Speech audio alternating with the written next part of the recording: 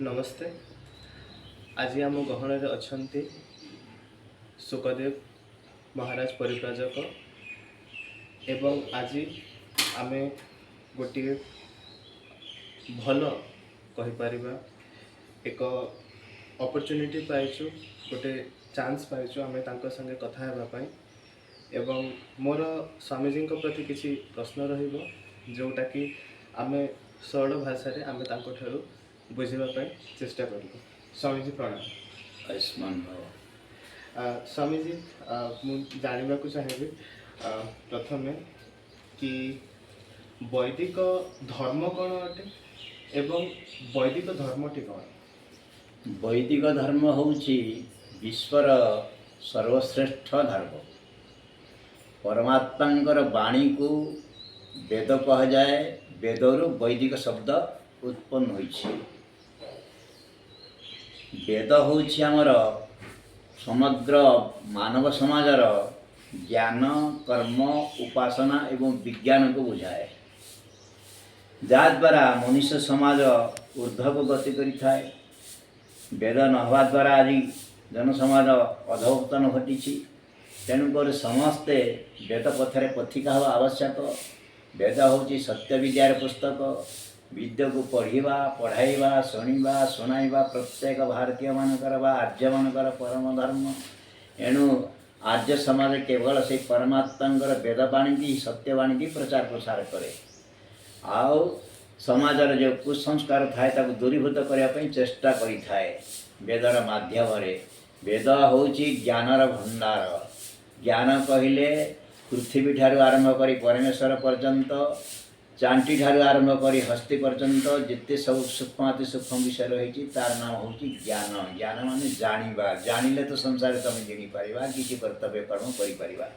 जे पर्यंत आम वेद विषय जानी ना है, वेद कौन बुझी ना है, वेद कहीं बोली बुझी ना है, से पर्यंत आम अज्ञान अंधकार पड़ीवा। एणु वेद को भल भाव बुझार कथा। विद ज्ञाने विद सतायाम विदिर लाभे विद विचारणे। विद ज्ञान वेद हूँ ज्ञानर भंडार। समस्त ज्ञान आवश्यकता होता है। विद ज्ञान विद सतायाम वेद हूँ सत्य विद्यार पुस्तक। समस्ते पढ़ार कथा, जानिबार कथा। विदिर लाभे आज जो वेदर जो ज्ञान अच्छी से कौन सी लोक पाखे से ज्ञान न थाए। वेद हूँ अपरिश परमेश्वर ज्ञान। तेणुक समस्त लोक से अपरिश सत्य विद्या को आम जानवर कथा।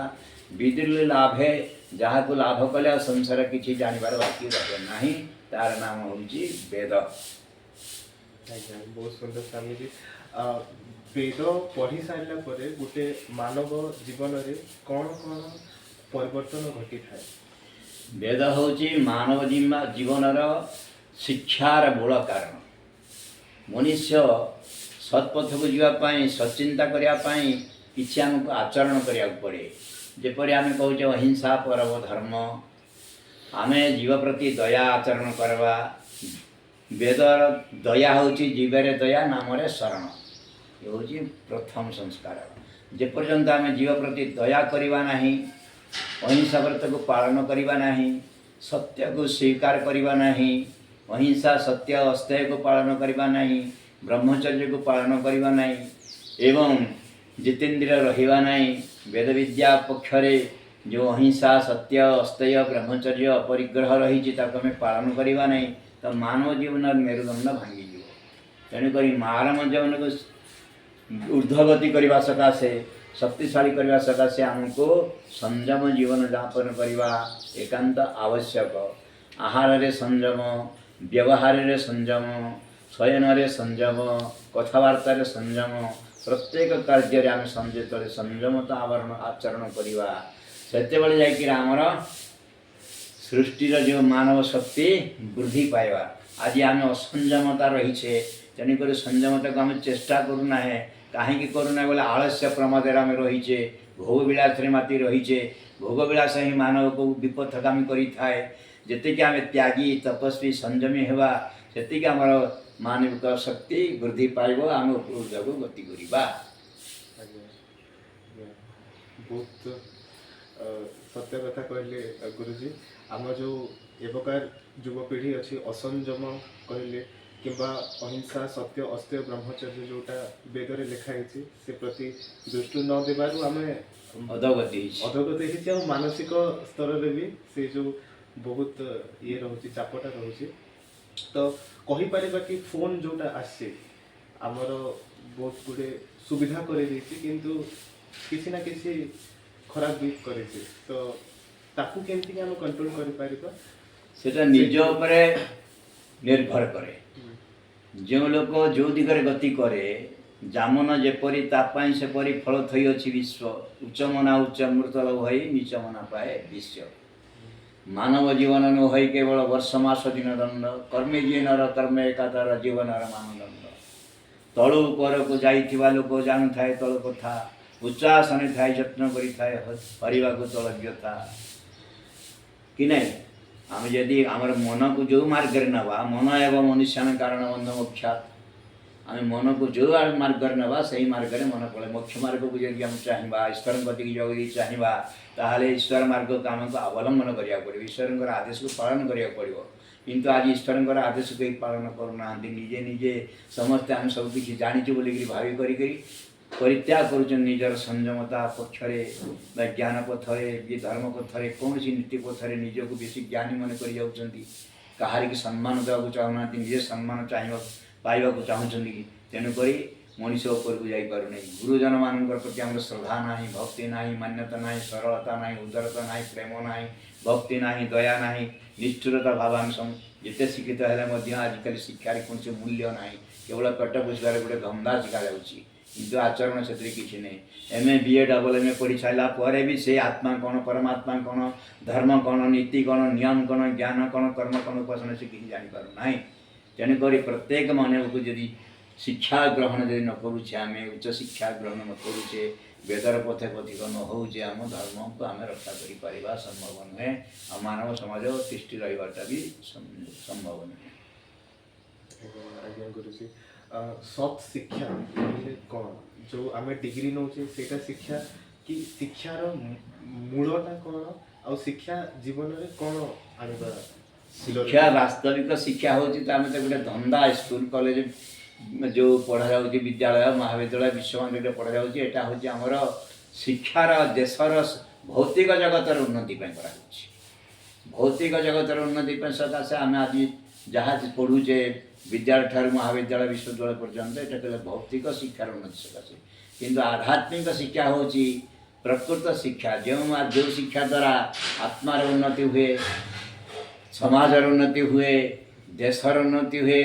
ते समस्त को लेकिन जो शिक्षा दिया होची तार होची विद्या विद्या अर्थात दुई प्रकार अच्छे गोटे भौतिक विद्या गोटे हूँ आध्यात्मिक विद्या आध्यात्मिक विद्या हूँ आम ईश्वर कति जावाक हेले आमको नम्रता दरकार सरलता दरकार उदारता दरकार भक्ति दरकार श्रद्धा दरकार निष्ठा दरकार यही हूँ आमर ईश्वर पाख प्रकृत विद्या हूँ आचरण हूँ विद्या किंतु उच्चारण नुहे आचरण करवा जहाँ कहवा ताको आम स्वीकार करवा कथार खाली नुहे कार्य जाके देखा पड़ो कार्य जो परिणत होम जो शिक्षार उन्नति हम जेपर्यंत कार्य उन्नति ग्रहण करा तो शिक्षार उन्नति किपर हो पार विद्यांच विद्यांच जस्त द्वेद भयंस अविद्या मृत्युतीर्थ विद्या मृतमश्नुते वेदर भगवान कहते जे विद्या द्वारा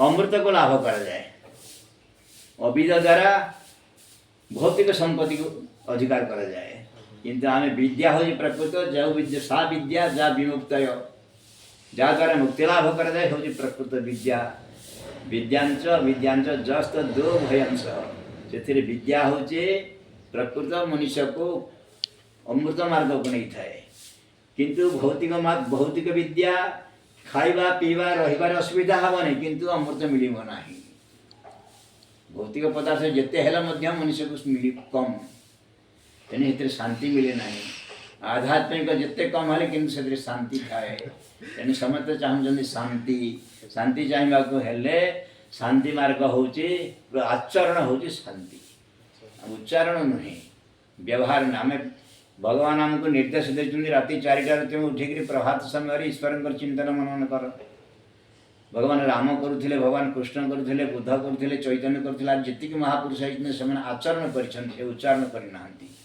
किंतु आम वर्तमान खाली शिक्षार उच्चारण करुँ किंतु आचरण आम ठार ना तेणुक उन्नति हो पारना आम जो आचरण करवा से आम वास्तविक विद्या को वास्तविक ज्ञान को आम अर्जन कर बहुत सुंदर गुरुजी जो कहले कि एबेकार जुगटा खाली उच्चारण रोचे किंतु आचरण जोटा कहले विद्या ददाति विनय से विनय भावटा कौन सी मात्रा कमी ही जाऊँगी आवश्यक एबे आमे हम नेक्स्ट प्रश्न को जीवा गुरुजी धर्म को छाड़ी देले मनुष्य कि समाज रो कोन घटित हुए अधपतन घटी थाए धर्म हूँ एभली गोटे पदार्थ ध्रियते सुख प्राप्त सेव्यत से धर्म जहाँ को धारण कले आम सुख शांति आनंद प्राप्त कराए तार नाम हूँ धर्म वैशेषिक दर्शन में महर्षि प्रणाद लिखिं जो आचरण द्वारा देश समाज आत्मार कल्याण हुए तार नाम हूँ धर्म धृति क्षमा दमस्तेय शौचमिंद्र निग्रह द्विविद्या सत्यम प्रद दशकम धर्म लक्षण महर्षि मनु भी कहते ये सब हूँ मनुष्यर आचरण यदि आत्म आचरण करवा ना धर्म पथरे पथिका हवा ना ताहले आमर बुद्धिर विकास भी घटव ना बुद्धिर विकास सकाशे केवल हम धर्म का आचरण करने बाध्य जो मैंने धर्म का आचरण के समय बुद्धिवान हो पारते नहीं खराब बुद्धिवान खराब बुद्धि हो पारे कि भल बुद्धि हो पार नहीं धी माने बुद्धि भगवान को प्रार्थना कर लोक ईश्वर को स्तुति प्रार्थना करमको भल बुद्धि दियो बुद्धि हूँ जार प्रखर से मैंने होती धार्मिक से मैंने होती ज्ञानी से मैंने होती बुद्धिमान आ जार धर्म ना तार बुद्धिहीन लोक मैंने समस्त अच्छा हिंसक अच्छा पर शिकारता अच्छा निर्दय वाला अच्छा निष्ठुरता वाला अच्छा से हूँ धर्म दूरीकरण अच्छा से देश समाज उन्नति चाहती ना केवल निजर स्वार्थ चाहती जातिर उन्नति से चाहती ना किंतु कवि कही जातिर उन्नति हम कि भाई स्वार्थ को सारथी कले टाणिकी गाड़ी दानार तो बड़ा घोड़ा मुह मुंधा थिले जाति नंदी घोष चलो कि भाई स्वार्थ को सारथी कले गोदरा गोरे मांस लगे देह सुलभ तेणुक आमको निस्वार्थ जीवन यापन करवाटा हूँ धर्म स्वार्थ पर जीवन यापन करवा हूँ अधर्म निजपाई तो समस्ते चाहते किंतु देशपाई परोपकार स्वर्गाय पापाय पर पीड़ने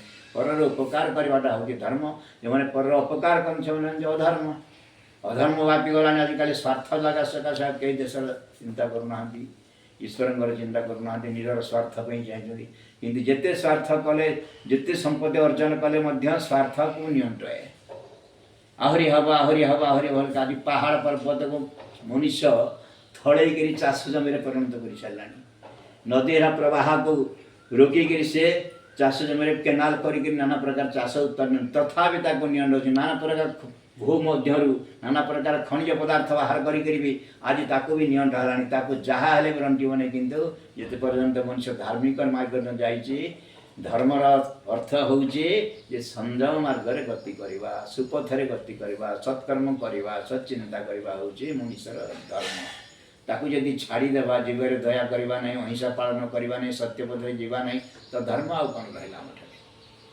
धर्म हूँ सत्य हूँ धर्म जहाँ सत्य विश्वास कहीं करें विश्वास करने को हेले सत्य को आचरण करें आम जब जन को ठकीदे थे मिछ कहीकि बोले सी तो आमको विश्वास कर केता जीवन सारा तेणुक सत्यम वदम धर्माचार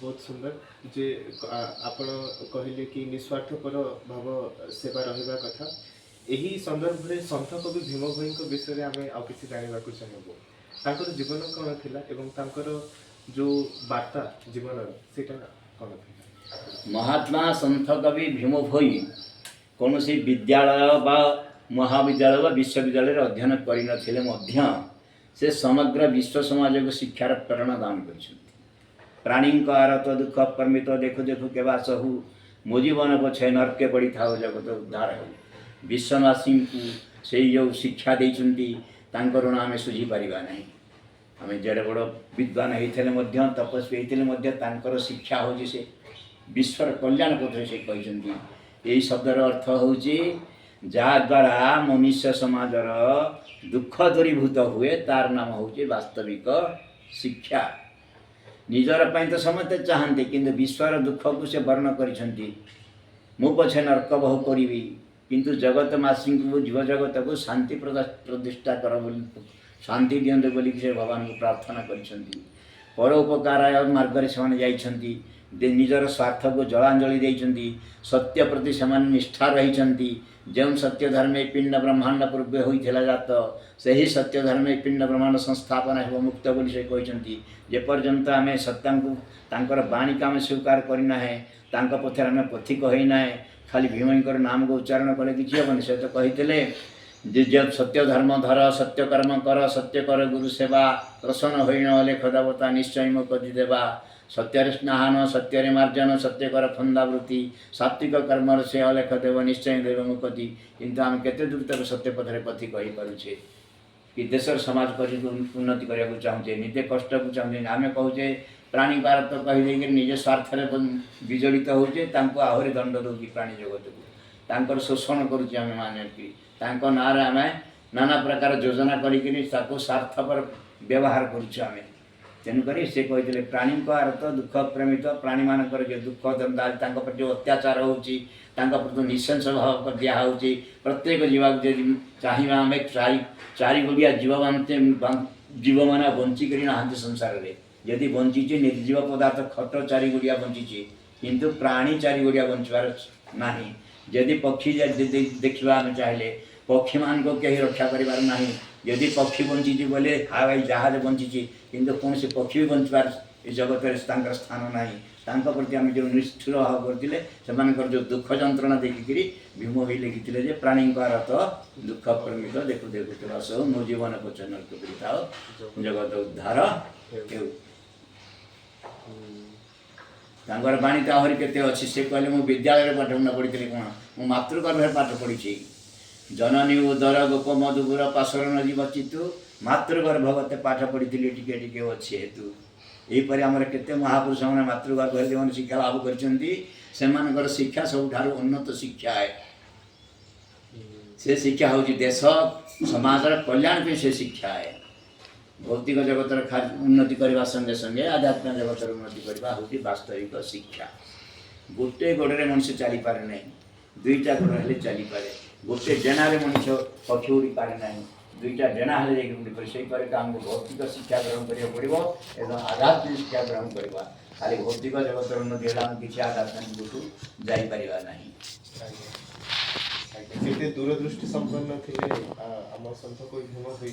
ସେଇ କେତେ ସମୟରେ ବି ସେ ଜଗତ ପ୍ରତି ଚିନ୍ତା କରି ଏକ କାଳଜୟୀ ଯେଉଁ ରଚନା କରିଥିଲେ ପ୍ରାଣୀଙ୍କ ଆରତ ଦୁଃଖ ପ୍ରମିତ ଦେଖୁ ଦେଖୁଥିବା ସବୁ ମୋ ଜୀବନ ପଛେ ନର୍କେ ପଡ଼ିଥାଉ ଜଗତ ଉଦ୍ଧାର ହେଉ, ତାହା ଆଜିକାର ଏହି ଯୁଗରେ ଆଉ ସେଟା ପ୍ରାସଙ୍ଗିକ ହେଇ ପଡ଼ୁଛି। ନିଶ୍ଚୟ ହେବାର କଥା, ଆମେ ଚାହୁଁନେ ସେ କଥାକୁ। ଚାହିଁଲେ ମଣିଷ କ'ଣ କରିପାରିବନି, ମଣିଷ ଚାହିଁଲେ କରିପାରିବ। କିନ୍ତୁ ସେ ଦିଗକୁ ଯିବା ପାଇଁ ଆମର ନିଷ୍ଠା ହେବାର କଥା, ଧୈର୍ଯ୍ୟ ହେବାର କଥା, ସାହସ ହେବାର କଥା। ନିଶ୍ଚୟ ମୁଁ କରିବି ବୋଲି ଭାବିବାର କଥା। ମୋ ଦ୍ୱାରା ସବୁ ହେଇପାରିବ ବୋଲି ଭାବନା କରିବେ, ଏଥିରେ କରିବ ଏଠି ସେତେବେଳେ ହେଇପାରିବ। ଆଉ ଯଦି ଆମେ ଇଚ୍ଛା କରିବାନି ତ କେମିତି ହେଇପାରିବ? ମଣିଷର ତ ଇଚ୍ଛା ହେଉଛି ବଡ଼ କଥା। ଇଚ୍ଛା ଥିଲେ ଉପାୟ ଆପେ ଆସିଯିବ। ଆଜ୍ଞା, ଛାତ୍ରମାନଙ୍କ ପାଇଁ ଆପଣଙ୍କ ସନ୍ଦେଶଟା କ'ଣ ରହିବ? ଆପଣଙ୍କ ଶିକ୍ଷା ତ ରହିଛି ଆମର ପ୍ରାଚୀନ ଆଉ ଅର୍ବାଚୀନ କି ନାହିଁ। ପ୍ରାଚୀନ କାଳର ଶିକ୍ଷା ଥିଲା ଭିନ୍ନ ପ୍ରକାର। ସେମାନେ ଗୁରୁକୁଳରେ ରହିକରି ପାଠ ପଢ଼ୁଥିଲେ। ଦେଶ ଏ ଯେଉଁ ଗ୍ରାମର ପରିବେଶରୁ ସେମାନେ ଦୂରରେ ରହୁଥିଲେ, ସହର ପରିବେଶରୁ ଦୂରରେ ରହୁଥିଲେ। ତେଣୁକରି ସେ ଗୁରୁ ପାଖରେ ରହିକି ଯେତେବେଳେ ବିଦ୍ୟା ଅର୍ଜନ କରୁଥିଲେ, ସେମାନେ ବାସ୍ତବିକ ଜୀବନକୁ ଉପଲବ୍ଧି କରିପାରୁଥିଲେ। କିନ୍ତୁ ଆମେ ଯେଉଁ ସହରୀ ବାତାବରଣରେ ରହିଛେ, ତାଦ୍ୱାରା ଆମର କ'ଣ ହେଉଛି, ଆମ ଚିତ୍ତ ନାନା ପ୍ରକାର ବିଭିନ୍ନ ଦିଗକୁ ଗତି କରୁଛି। ମନ ସଂଯମତା ଦିଗକୁ ଯାଇପାରୁନାହିଁ, ବିଦ୍ୟା ମାର୍ଗରେ ଯଦି ଯାଉଛି କମ୍ ଯାଉଛି। ଥିଲା ଯେତେବେଳେ ରାମାୟଣ ସହ ମହାଭାରତର ଯୁଗ, ଏକା ବ୍ରହ୍ମଚର୍ଯ୍ୟ ବଳେ ଭାରତ ଉନ୍ନତରେ ଥିଲା ସ୍ୱର୍ଗ। ଶିକ୍ଷା ମୂଳ କାରଣ ଗୁରୁ କୂଳରେ ବେଦ ପଠନ, ପ୍ରାଣାୟାମାନ୍ତ ବଗାହନ ବ୍ରହ୍ମ ମୁହୂର୍ତ୍ତେ ଗାୟତ୍ରୀ ଧ୍ୟାନ। ଏଇସବୁ ମାର୍ଗ ଯେତେବେଳେ ଆମେ ଚାଲୁଥିଲେ, ତାହେଲେ ଆମକୁ ସେତେବେଳେ ସେ ଉନ୍ନତି ହେଉଥିଲା। आम गुरुकुल पाठ पढ़ुले गुरु पाखे रही शिष्य पाठ पढ़ुला से तार भल मंद कथा बुझुला तार कौन आवश्यकता रोचे से कौन दिग को जाऊँगी कौ मार्ग से गले तार उन्नति हो पार यही कथा सब शिक्षा जो गुरु पाखे 24 घंटा रही 25 वर्ष पर्यंत निहाती कम गुरुकुल पाठ पढ़ुले से 25 वर्ष पर गुरुकुल संसार को आसुले किंतु आज से 25 वर्ष न पूर्ण तार से व्रत चिंता ता मुंडे घालुची एणुक से उन्नति पथर जापना संयम जीवन जापन करना एणुक आमको संयम जीवन जापन करने गुरु पाखे ब्रह्मचर्य व्रत पालन करा पड़ो राम कृष्ण बुद्ध चैतन्य मैंने गुरुकुल रोते गुरुकुल पाठ पढ़ुते हनुमान भी गुरुकुल पाठ पढ़ुला एम विद्यालय पाखे गुरु पाखे रही विद्या अध्ययन करते आम गुरु पाखे घंटे 2 घंटा 4 घंटा का 12 घंटा भर 4 घंटा रही बाकी समय आम फ्री रही तेणुक से उन्नति हम कि कर जो शिक्षा लाभ कर कथा जो उन्नति करने कथा 12 वर्ष सब शिक्षा लाभ करार अच्छी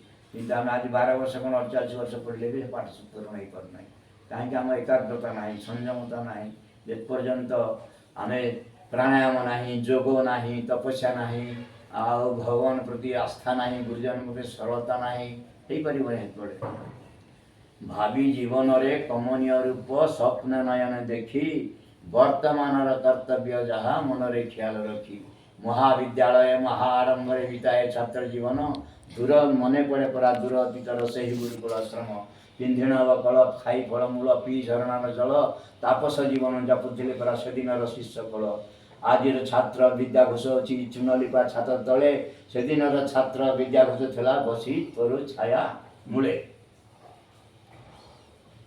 तो परिवर्तन है शिक्षा विभाग से प्राचीन संस्कृति के आम जो फेर आदरण करवा से मार्ग को फेरी जावा से वैदिक संस्कृति के आचरण करवा ताहले छात्र जीवन समाजर उन्नति कर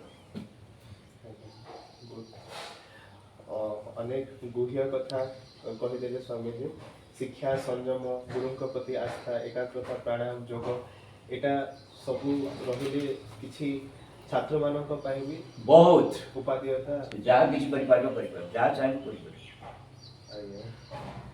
संयम ही जीवन